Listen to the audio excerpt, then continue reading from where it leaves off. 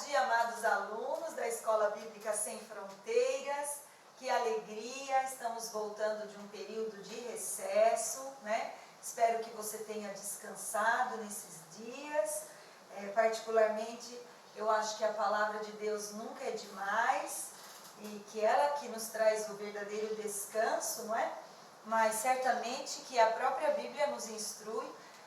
Deus na criação, na sua criação, descansou das suas obras, e o descanso físico é muito importante para as nossas vidas. Eu quero começar essa aula orando, então vamos se achegando, você chame a sua família, quem sabe os seus amigos, compartilhe esse link já, aproveite agora, nesses minutos, né? Nós estamos falando do livro de Mateus, estamos na nossa sequência, estamos no capítulo 7, o livro de Mateus fala para cristãos, para aqueles que já são nascidos de novo, é um bom discipulado. Então, se você conhece alguém que precisa ouvir essa palavra, já compartilhe, se assente com a sua Bíblia, com o seu caderno, com o seu bloco de anotações ou seu celular, e vamos orar para nós remirmos o tempo, porque hoje a aula promete. Amém, queridos? Feche seus olhos. Pai, nós queremos te dar graças de todo o nosso coração por tudo quanto o Senhor tem feito nas nossas vidas, especialmente porque o Senhor tem nos ajudado até aqui, e eu quero te pedir, eu quero abrir a porta desta aula para que o Senhor seja o mestre, seja o professor, amado Espírito de revelação e sabedoria no pleno conhecimento de Cristo, revela-nos a tua palavra, seja também e sobretudo aquele que nos capacita a praticar aquilo que vamos aprender. Nós oramos no nome de Jesus, amém e amém. Amém, queridos? Então vamos nos lembrar que na aula passada nós falávamos sobre Mateus 7 e sobre o julgamento, né? Nós falamos sobre julgar de uma maneira pecaminosa, de uma maneira negativa, e julgar de maneira espiritual. Nós falamos do discipulado, né?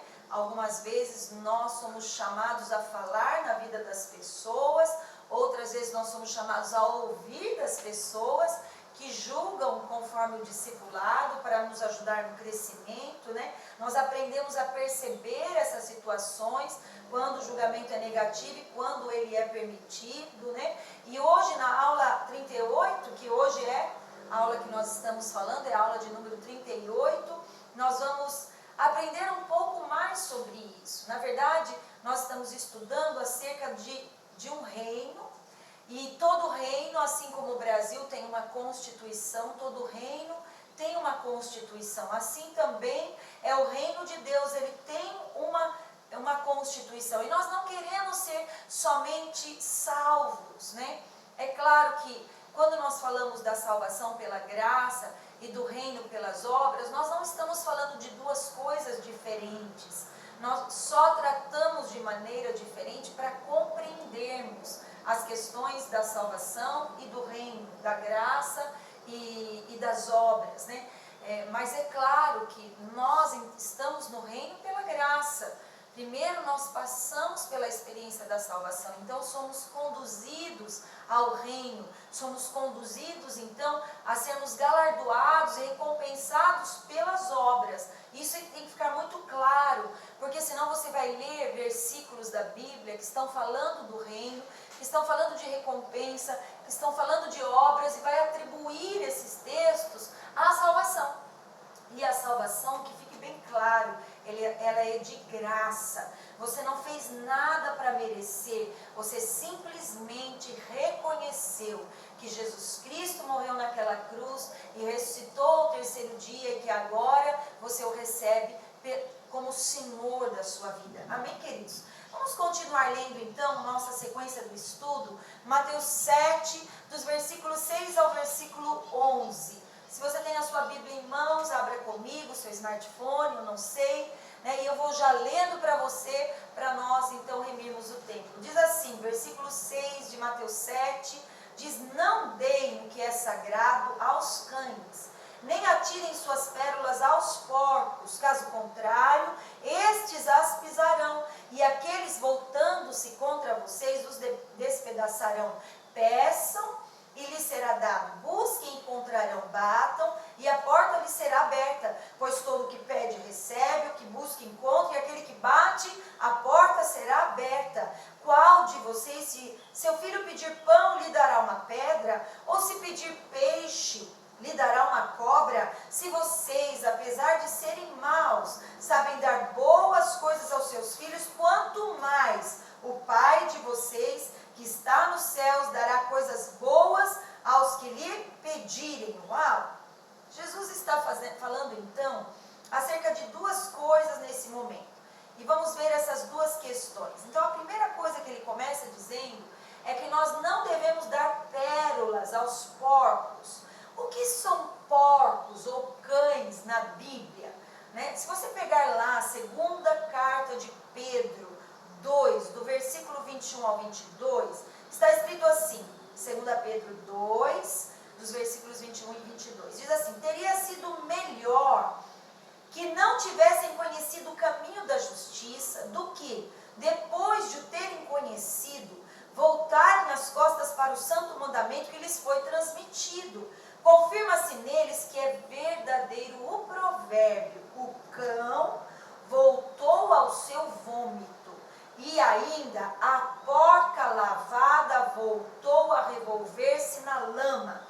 Então vamos entender que esses porcos de Mateus 7, a própria Bíblia explica a própria Bíblia. Isso é uma regra da hermenêutica. A própria Bíblia interpreta a própria Bíblia. Então, porcos e cães, né, conforme nós lemos em Mateus 7 e 6, são pessoas, conforme lemos também em 2 Pedro, que conhecem o Evangelho, mas não são salvas, não tiveram uma experiência do novo nascimento. Pessoas que sabem um pouco de Deus, conhecem a Bíblia, mas não tiveram uma experiência com o amor do Pai. Então elas ouvem falar, elas têm uma experiência religiosa, mas essa experiência é só emocional, essa experiência não chegou ao espírito. Na verdade, não experimentaram nada de Deus. Então na Bíblia, cães e porcos são animais imundos, que não poderiam ser comidos, conforme o Antigo Testamento. Essas pessoas que são comparadas aos cães e aos porcos, são pessoas que conhecem alguma coisa da palavra, até falam da parte de Deus, mas nunca provaram de fato daquilo que pregam, ou seja, elas não têm a realidade do Evangelho. Você deve se lembrar, nós já estudamos isso, Nicodemos, né, o mestre da lei, ele vai ao encontro de Jesus numa noite, isso está em João 3, né? E ele diz que ele precisava muito nascer de novo. Na verdade, ele vai questionando Jesus acerca deste ensino. E Jesus então diz para ele, na verdade não é Nicodemos que diz que ele precisava nascer de novo. Nicodemos, ele vai a perguntar Jesus sobre como que é possível, né, uma criança, como que é possível uma pessoa que já é adulta voltar no útero da mãe e nascer. E Jesus diz: Nicodemos, né, você é o mestre da lei, mas você precisa nascer de novo. Então Jesus estava reconhecendo que Nicodemos tinha muita sabedoria na palavra, mas ele precisava nascer de novo, né? Ele estava dizendo: Nicodemos, embora você conheça muito da doutrina da lei, da palavra, você precisa ser transformado pelo poder de Deus. E isso é um novo nascimento. Então veja, a vida cristã não é uma vida de tentar ser alguma coisa, é uma questão de ser de fato, né? Assim como os homens não precisam fazer força para serem homens, nem as mulheres precisam fazer força para serem mulheres, os filhos de Deus não precisam se esforçar para manifestar o Pai. Ou eles são filhos, ou eles não são.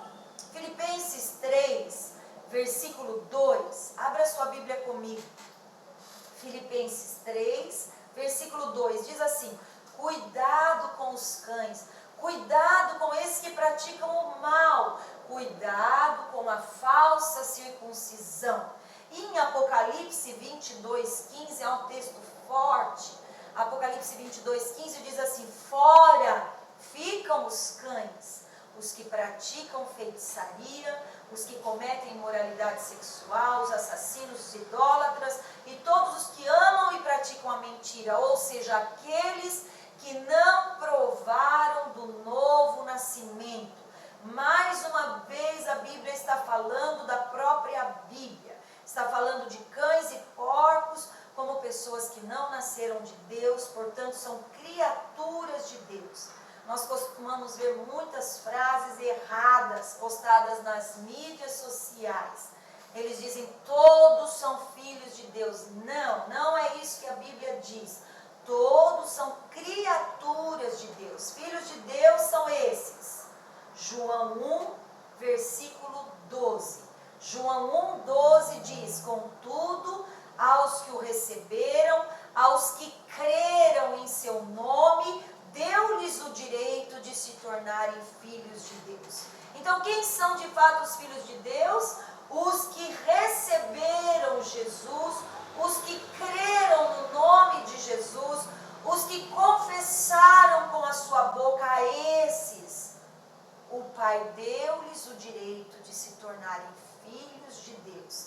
Se foi-lhes dado o poder de se tornarem filhos de Deus, é porque antes eles não eram filhos de Deus.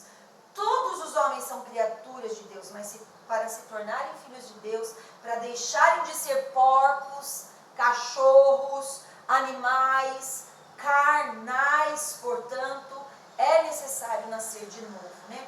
E agora vamos ver a segunda parte da Bíblia que diz, não deem, pérolas. O primeiro nós falamos aos porcos, que nós não devemos dar pérolas.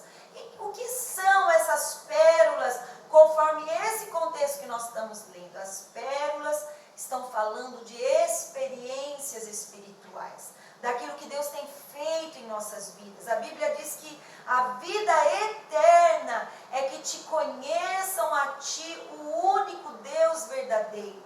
E nós começamos a vida eterna quando nós nos tornamos filhos de Deus, quando nós nascemos de novo. Então, se você nasceu de novo há 20 anos atrás, você tem 20 anos de conhecimento de Deus, né? Ou melhor, eu espero sim, né? É assim que se processa com os filhos, eles crescem, né? Os meus filhos hoje têm entre 20 e 23 anos. Eu não precisei dizer para eles, cresçam, olha, cresçam, não se esqueça que um dia você vai fazer aniversário. Não, eles vão crescendo naturalmente no conhecimento das coisas do mundo, foram para a escola, foram comendo, foram se alimentando, e assim também acontece com aqueles que nascem de novo, assim se espera, né? Primeiro nós passamos pela fase infantil espiritual, a fase onde nós precisamos de ajudadores, de babás, a fase, E até hoje precisamos de pastores, discipuladores, certo, mas já temos uma nova mentalidade, já temos passado por experiências, Por isso que a vida cristã tem que valer a pena ser vivida. A vida cristã não pode ser morta, enfadonha, que não tem realidade, que não vale a pena se viver, que não queima por dentro do seu coração. Nós devemos fugir dessa religiosidade, de sermos superficiais, de vivermos nos comparando, olhando para as atitudes dos outros. É verdade, nós precisamos fugir da religião. A religião é tudo que o homem fala de Deus, tudo que aquele filósofo, que aquele teólogo, que aquele mestre, que aquele pastor. Não, religião não se trata de pessoas, religião se fala de experiências com Deus. Quando andamos com Deus, sim, essas pessoas nos instruem, é de grande valia, mas nada vai valer pessoas se você não tiver experiências com Deus. Uau, isso é sobrenatural, porque essas experiências transformam as nossas vidas a cada dia, é uma busca de uma fonte inesgotável. A Bíblia diz que o Senhor é o alfa e o ômega, é o princípio e o fim. Ele nunca começou e nunca terminará. Nossa mente nunca vai conseguir explicar Deus, porque se conseguisse, nós seríamos maiores que Deus. Isso significa que a todo momento eu e você precisamos de experiências com Deus, nós precisamos ser transformados por Deus. Não somos um povo religioso que só vai à igreja Espírito. Não, nós somos um povo que vive a vida da comunhão da igreja, nas famílias, nas células, nas empresas, nas escolas, na faculdade, nas ruas, em todos os lugares. Nós exalamos o perfume de Cristo, a transformação de vida que se processa em nós.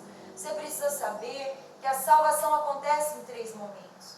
No passado, você foi salvo no Espírito. Assim que você aceita Cristo, você é salvo no Espírito. Seu Espírito estava adormecido, morto, e ele revive, e você então passa a desfrutar dessa vida eterna. Se você morrer naquele momento ou agora, você está diretamente com Deus, né? Foi separado, foi destruído o muro de separação. Então no passado você é salvo no Espírito. No presente, você está sendo salvo de si mesmo, da sua alma. Deus está transformando a sua vida, o seu caráter. A cada dia nós somos livres da nossa alma. A nossa alma nos escraviza, os nossos gostos, os nossos prazeres, a nossa justiça própria, os nossos direitos, nossa autopreservação, né? Que é coisa da alma, né? De dizer, nossa, isso é demais. Isso é demais. Isso não. Ah, esse dinheiro, essa oferta, esse valor. Ai, agora eu já estou extrapolando. É sua alma. A sua alma não quer que você se renda a Deus. A sua alma não quer que você se sacrifique a Deus. A sua alma não quer que você seja um crente verdadeiro, um cristão nascido de novo. Então, no presente, eu estou sendo livre e salvo da minha alma. E em terceiro, no futuro, nós seremos salvos do nosso corpo. O nosso corpo também limita a atuação do Espírito, porque nós precisamos comer, nós sentimos fome quando jejuamos, porque nós precisamos dormir, nós sentimos sono numa vigília, o nosso corpo precisa estar saudável para que você possa expressar a experiência que você teve no seu passado de salvação, que você está tendo no seu presente. Nós precisamos cuidar porque somos templos do Espírito Santo. Amém? Então, pérolas são essas experiências que você tem a cada dia com Deus, no seu quarto, no seu trabalho, na rua, no ônibus, nos encontros, nas orações. Uau, é maravilhoso! Nós somos criticados por muitas pessoas. Quais pessoas que nos criticam dessas experiências? Os incrédulos, os zombadores, os fanáticos. Fique tranquilo, querido, é só um trovão nesse tempo de verão, nesse tempo de chuvas, né? Então veja, os grandes e simples milagres queimam no nosso coração. É verdade ou não? Quando a gente compartilha as coisas de Deus, as pessoas podem considerar isso tolice, loucura. Ah, você acha que isso é verdade, né? E a gente corre risco, né? De quando a gente dá essas pérolas aos porcos, de eles até quererem morder a gente, de eles levantarem polêmicas e quererem falar contra nós. Por isso que essas pérolas, olha aí, eu estou de pérolas, né? Olha aí, tá vendo? Tem tudo a ver, né? Pérolas falam dessa preciosidade, desse caminhar com Deus, né? E esse caminhar com Deus é fantástico. A experiência com Deus supera todos os prazeres mais intensos da vida. Há lugares em Deus que nunca foram visitados, muito mais belos do que os lugares mais belos deste mundo, né? Então veja, como você vai dizer para alguém que não ama, que não tem temor de Deus, que não nasceu de novo, que não conhece a Deus, que Deus falou com você? Ué, então você chega lá na sala da sua faculdade, são incrédulos, e pela manhã você já tem uma grande experiência com Deus no seu devocional, e aí você chega, nossa, Deus falou comigo hoje. São pessoas incrédulas, são pessoas que não têm Deus, né? Elas não vão entender, elas não vão dar valor, e você pode ficar frustrado, né? Segundo o texto que nós lemos, 2 coisas essas pessoas vão fazer, em Mateus 7, 6, né? Diz o que, ó, vê? Caso contrário, estes as pisarão, e aqueles voltando-se contra vocês despedaçarão. Então eles vão pisar e despedaçar. Então veja, vamos contar o que Deus fez, todos empolgados, né, para pessoas empolgadas, para pessoas que precisam ser empolgadas no seu testemunho. Não vamos permitir que as pessoas joguem um balde de água fria no seu testemunho. Você sabe que às vezes até os familiares familiares. Eu tive discípulos que tiveram encontros com Deus, ainda jovens, né? E essas meninas chegavam em casa contando para suas mães as suas experiências que tiveram nos encontros, né? Em momentos de culto, de reuniões, de células. Nossa, e essas meninas eram ainda mais judiadas, castigadas, né? Porque passava a ser uma batalha espiritual, né? E é muito triste isso, né? Então compartilhe essas pérolas com pessoas que vão valorizá-las. Isso é um princípio, né? As pérolas também falam de críticas, né? Nesse contexto, podem falar também das pessoas que criticam, né? Que criticam a sua vida de maneira maligna. Mas escute o que eu vou falar. Pérolas também podem falar nesse texto, nesse contexto, de discipulado. Você sabe que do seu lado há muitas pessoas boas que querem falar boas coisas para você. Isso também são pérolas, né? Você sabe, ao longo do nosso ministério nós tivemos muitas pessoas sábias que nós buscamos para aconselhar-nos, né? Nossos pastores que estavam diretamente ao nosso lado, né? E até hoje nós temos conselheiros que, quando nós temos dificuldade na vida, em todos os contextos nós buscamos saber, né? Isso também são pérolas, né? Pérolas então podem ser também uma exortação. E você sabe, as pessoas não gostam. Esses dias, nós temos vivido dias que ninguém pode falar na vida de ninguém, né? Que os filhos é que botam o dedo na cara dos pais, os filhos matam os pais, os filhos querem ditar como os pais devem agir, né? Assim também, muitas vezes na vida e na hierarquia, no governo da igreja, né, podem acontecer essas coisas, né? E nós precisamos prestar atenção. Deus colocou pessoas ao nosso lado para exortar sobre a nossa vida, né? Para ajudar os filhos a avançarem, os discípulos, né? Oh, meu Deus, mas isso só é recebido por corações humildes, por corações que valorizam o ensino, a correção, né? E há pessoas que, infelizmente, mesmo estando na igreja, né? Tudo que falam para elas, elas se ofendem. Tudo que falam para elas, como fala, rebatem, se ferem. Muitas pessoas saem da vida da igreja porque foram exortadas pela sua liderança, pelo seu pastor, né? Há uma ilustração muito boa, a ilustração da pérola da exortação, né? Que fala desse amor sincero, que é o falar ao outro com amor para edificar, né?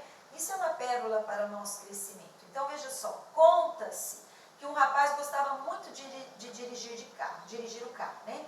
Então um dia, nas ruas de terra, no entorno da fazenda onde ele morava, ele pegou seu carro e saiu, e antes de fazer uma curva quase de 90 graus, veio um carro no sentido contrário e, derrapando, quase bateu nele. Eles quase se chocaram. A mulher que dirigia o outro carro colocou a cabeça para fora e gritou bem forte: porco! E ele, indignado, né, por estar na mão certa, achando que ele estava sendo xingado, ele colocou a cabeça para fora do vidro e gritou para aquela mulher: vaca! O que aconteceu é que, quando ele fez a curva, ele havia atropelado um porco. Ele achou que a mulher estava xingando ele, mas ela o estava advertindo acerca de um porco no caminho que ele havia atropelado. Por ter entendido como ofensa, foi ofensivo com ela também, né? E xingou e retribuiu a ofensa, chamando ela de vaca, né? Na nossa vida, às vezes, é isso que acontece, né? Às vezes alguém da parte de Deus está nos advertindo no caminho para o nosso bem, dizendo que algumas coisas estão erradas, mas nós entendemos que é uma ofensa. E ao invés de ouvir humildemente, avaliar, você briga, né? Você pode não brigar na cara, mas você sai falando: cada um cuida da sua vida, quem é ele para falar na minha vida? Da minha vida eu cuido, né? Mas segundo Mateus 5, quem não é humilde não pode receber pérolas. Mateus 5 fala do Sermão do Monte, né? Bem-aventurados os mansos e humildes de coração, né? Então veja, se eu não sou humilde, conforme o Sermão do Monte disse para nós lá em Mateus 5, eu também não vou ser humilde para receber a exortação que vem das figuras de autoridade na nossa vida. A oração do humilde é muito diferente. ele reconhece a sua condição inferior, ele reconhece que ele pode estar enganado. Você sabe, queridos, uma das coisas que mais assim nós temos visto é que as pessoas tomam o seu parecer como uma verdade absoluta. Elas são radicais, nós precisamos tomar muito cuidado, né? Muito cuidado. Às vezes no meu parecer, né? Você sabe que antes de exortar um discípulo meu, a gente ora muito. A gente ora muito. Por que a gente ora? A gente ora para que os nossos olhos, né, vejam corretamente, para que o nosso julgamento esteja correto. E vou contar algo para vocês assim. É muito gostoso de ver quando o discípulo aceita a correção com o coração humilde, porque a sua vida avança, a pessoa cresce espiritualmente muito rápido, né? É tremendo isso, né? Quando a pessoa reconhece a sua condição, reconhece que, né, é avarento, é egoísta, não sei, reconhece que é explosivo, reconhece que é muito nervoso, ou reconhece que é muito preguiçoso, ou reconhece que é muito fechado, eu não sei, né? Tantas coisas podem ser usadas para fazer uma exortação, né? E quando essa pessoa é exortada, ela valoriza, né? Você que me ouve hoje, busque o seu líder de célula, né? Pergunte para ele se há algum ponto na sua vida cego, né? Um ponto cego, se há algo na sua vida que você precisa de uma mudança, né? Vá com o coração humilde, se dispõe a mudar nesta área, coloque essa área na presença de Deus, ore a respeito, né? Isso é uma pérola de grande valor. Humildade é aquele que fala para Deus em oração e aceita que as pessoas falem para ele também, né? Porque olha só, se eu não posso julgar nunca ninguém, se eu não posso falar nunca na vida de ninguém, então não existe igreja. Para que igreja? Né? Por que nós teríamos igreja? Nós não precisamos ter igreja se eu não posso falar na vida de ninguém, se eu sou um pastor que não posso falar na vida de ninguém, para que pastor? Não é mesmo? Se eu sou um pastor equivocado com a doutrina que eu estou ensinando na Bíblia, para que pastor? Por que Deus nos colocou como pastores? Não é? E assim também, se você é líder, se você é mãe, pai dos seus filhos, né? Ou se você é um mentor espiritual, um discipulador, né? Agora, cuidado para não pisar nas pérolas, porque muitos podem estar do seu lado tentando falar, exortando a você, né? E você não está dando valor. Você sabe, eu também, com a nossa experiência, a gente também vê muito isso. Muitos discípulos, antes de falar para nós, falam para muitas pessoas. Eles buscam conselhos em muitos lugares, né? E eles se agradam de ouvir aquilo que cai melhor, né? Mas pena, né? Às vezes, pena, né? Que nós somos buscados por último, né? E aí essa pessoa já está tão convencida de que o que pensa é verdade, que não tem como falar na vida dessa pessoa, né? E isso é muito complicado, né? Agora, também não sai exortando todo mundo, né? Tem gente que é chato. Você já viu aquele cara que é chato? Aquele cara que é chato, que vive falando, ó, aquela pessoa está errada, aquela também, ó, fulano está errado, ó, pastor, você viu que aquele está errado? Não precisa disso. Você não precisa sair falando na vida de todo mundo, não, né? Isso é muito chato, né? Até a gente como pai, como mãe, né? Você sabe que alguns pais eles gostam de dar sermão nos filhos, né? Às vezes a gente se corrige, né? A gente é pai, mãe, né? Às vezes é para fazer uma correção, a gente vai lá e dá um sermão, né? Aí já extrapola, já fala demais, daí já fere, daí já ofende, né? Não precisa. Lembra que nós também estudamos, seja a sua palavra sim e não. Isso não pode porque não pode. Se você pode dar uma explicação a respeito dele. Se você não pode, não dê. Né? Porque às vezes os filhos não têm maturidade para entender. Né? Isso também é uma palavra de sabedoria. Né? Por isso, não compartilhe coisas espirituais com incrédulos. Não saia corrigindo a vida dos incrédulos. Não saia falando na vida daqueles que não querem te ouvir. Especialmente aqueles que não têm Espírito de Deus. Porque a nossa constituição, a nossa padrão de integridade é muito alto. Né? E as pessoas não vão entender. E elas vão se levantar contra você. Estou falando das pessoas do mundo, né? Por exemplo, alguém que está prestes a cometer um adultério, vem buscar um conselho. Claro que você vai dar uma negativa. Claro que você vai adverti-lo sobre a destruição que virá da família depois desse adultério. Mas se ele ouve outros conselhos que o instigam e ele comete o adultério, no dia seguinte você se torna um inimigo dele. Então nós precisamos tomar cuidado, né? Então veja, são muitos os conselhos que a gente recebe, não é mesmo? para largar o cônjuge, para largar a igreja, para destruir a família, para acabar com o discipulado, né, para deixar de liderar, para educar mal os filhos, para ser vingativo, né? Cuidado, não abra seu coração, não abra suas pérolas para quem não é filho de Deus. Não dê aquilo que é santo para aqueles que ainda são profanos, né? Às vezes Deus nos tem dado pérolas e não temos compreendido essas verdades, né? Temos deixado de receber pérolas de Deus por não ouvirmos pessoas enviadas por Ele, né? Para nos exortar com amor, porque melhor é a ferida, o livro de Provérbios fala isso, melhor é a ferida causada por quem ama do que o amor encoberto. Uau, melhor é aquele que é direto com você do que aquele que te bajula, né? Muitas pessoas acham que o amor é fazer tudo que o outro quer, mas a Bíblia diz que a boa ferida é aquela causada pelo que ama. Às vezes amar é falar a verdade, não é? Ainda que no momento vai doer, mas depois vai guardar, vai proteger aquela pessoa, né? Se for recebida com um coração humilde, né? E aí Jesus continua falando lá em Mateus 7, nós vamos encerrar, fala da oração. Ele continua falando, né?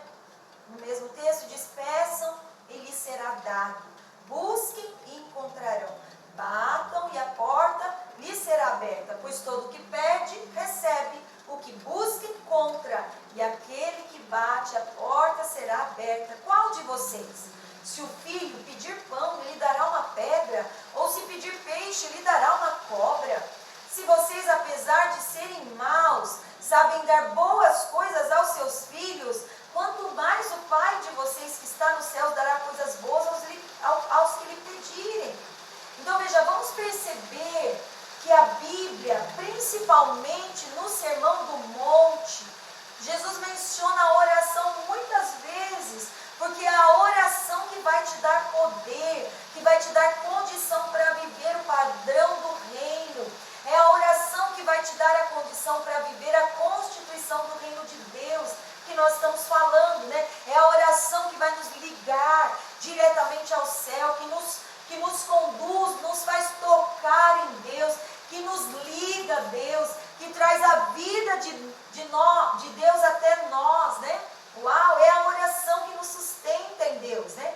Então veja, nós precisamos perceber que o Sermão do Monte não pode ser praticado de maneira natural. Ele só pode ser vivido de uma maneira espiritual. A Bíblia diz que se permanecermos em Deus e as suas palavras permanecerem em nós, nós pediremos tudo e nos será dado, nos será feito. Mas muitas pessoas estão preocupadas com as regras. Elas querem saber os 10 passos para vencer o pecado, os 10 passos para prosperar, os 5 passos para não viver ansioso, os 4 passos para não julgar alguém de maneira errada, os 7 passos para não dar pérolas aos porcos, né? As pessoas querem fazer da vida cristã um conjunto de leis, um conjunto de regras, mas na hora que a pressão vem, essas coisas não têm valor, porque o que conta mesmo é a vida de Deus em nós. Paulo diz, a vida que eu vivo nesse corpo, nessa carne, não vivo mais eu, mas Cristo vive em mim, e essa vida que eu vivo pela fé, vivo pela fé no Filho de Deus. Paulo está dizendo que ele não tenta viver a vida cristã, mas ele deixa Jesus viver essa vida nele. Uau! Esse era o padrão de vida do reino de Paulo, e ele era vencedor, né? Mas o segredo da vitória não é ficar tentando decorar as regrinhas, né? O segredo da vitória é viver uma vida íntima com Deus, é manter uma vida de oração ligada ao Espírito Santo, e quando nós somos íntimos do Espírito Santo, Ele nos conduz ao caminho, em cada lugar, Ele coloca em nós, né, instantaneamente, inconscientemente, a obediência às leis, né? Veja, a vida cristã é ativa, né? É uma vida de total rendição ao Senhor.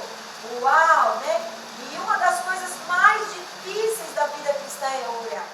Você sabe, por isso que eu acho que Jesus falou tanto da oração, dos privilégios da oração, de como a oração deve ser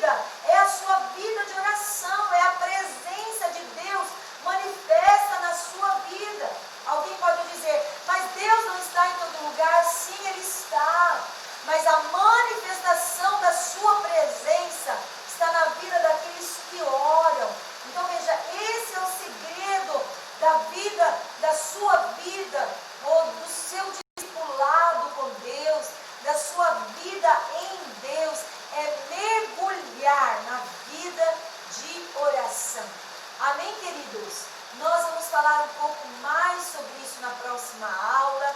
Não esqueça de compartilhar esse link. Nós vamos orar agora. Estamos encerrando a aula de número 38 do estudo bíblico do Ministério Internacional Sem Fronteiras, do estudo de Mateus, o Evangelho de Mateus. Amém? Feche os seus olhos. Hoje nós apreciamos a aula porque ela traz muitas verdades e vamos orar para que o Senhor ative essas verdades e que elas se tornem realidade nas nossas vidas. Feche os seus olhos, Pai, de todo o nosso coração. Nós oramos agora. Não deixa que essas pérolas se percam, como nós ouvimos, como nós estudamos. Abre os nossos ouvidos espirituais